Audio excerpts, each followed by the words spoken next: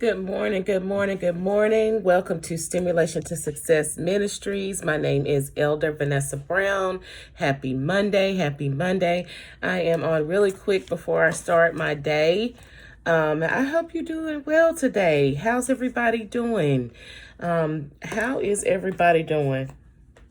Let's just stop right there. Want to make sure that everybody's doing well. Make sure that everybody's feeling well. And, just want to give you a quick word today to start off your week, a positive word.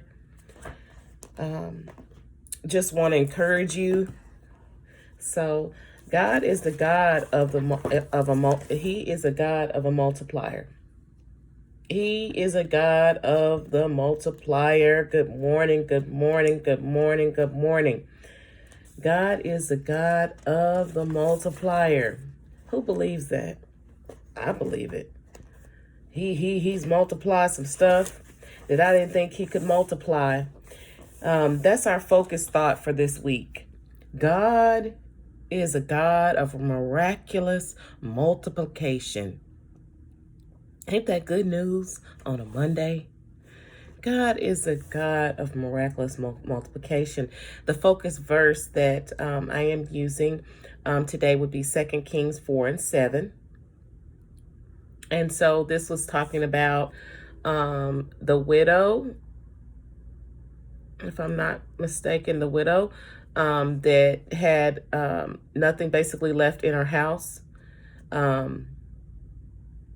And so basically 2 Kings 4:7 says, then she came and told the man of God, and he said, go sell the oil and pay the debt, and live thou and thy children of the rest. Overflow. So it's saying from 2 Kings 4:1-7, just the backdrop, it says, now there cried a certain woman of the wives of the sons of the prophets unto Elijah, saying, thy servant, my husband, is dead. So yes, she's a widow. And thou knowest that thy servant did fear the Lord, talking about her husband. And the creditor is come to take unto him my two sons to be bondsmen. So they come to take the two sons away to be slaves. And she does not want that to happen. So she's explaining it to the prophet of God. And Elijah said unto her, what shall I do for thee? Tell me. And what hast thou in thy house? What do you have in your house this morning? And he said, thy handmaid hath not anything in thy house save a pot of oil. The word for this week, again, is God is a God of miraculous multiplication, and he can use what we have left in the house. Don't miss it. God can use what we have left in the house. Verse 3 says, then he said, go borrow thee vessels abroad of all thy neighbors, even empty vessels. Borrow not a few. That lets us know that God is not limited. He is not limited. He said, go abroad. Abroad is a big area. A big area. And he didn't say certain neighbors. He said go to all broad, all, A-L-L, inclusive, all neighbors. And who is your neighbor? We have to think about those things. And it says, even empty vessels, borrow not a few. Verse 4, and when thou art come in, thou shalt shut the door upon thee and upon thy sons, and shall pour out into all, there's that word again, all those vessels. Amen. All those vessels, and thou shalt set aside that which is full. Verse 5, so she went from him and shut the door upon her and upon her sons, who brought the vessels to her, and she poured out. And it came to pass, when the vessels were full, that she said unto her son, bring me yet a vessel. And he said unto her, there is not a vessel more. They got all the vessels, even all the empty ones. Don't miss that. When the vessels were full, and she said unto her son, bring me yet a vessel. When the vessels were full, that she said unto her son, bring me yet a vessel. And the son said unto her, there's no more left. There's not a vessel more. And the oil stayed.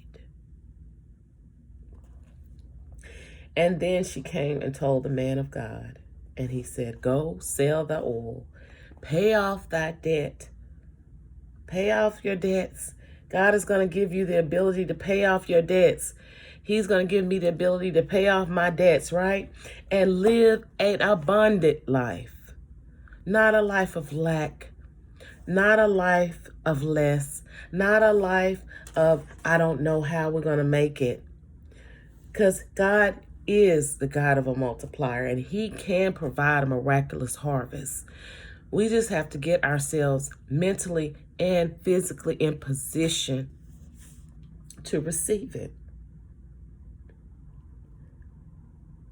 So basically, the order of it is the widow is left with an insurmountable amount of debt. This don't just have to apply to a widow. This could apply to anyone. And then the widow cries out to the prophet Elisha. And he asks her, what do you have in your house? God will always start with what we have in our house. And so the next thing is borrow vessels.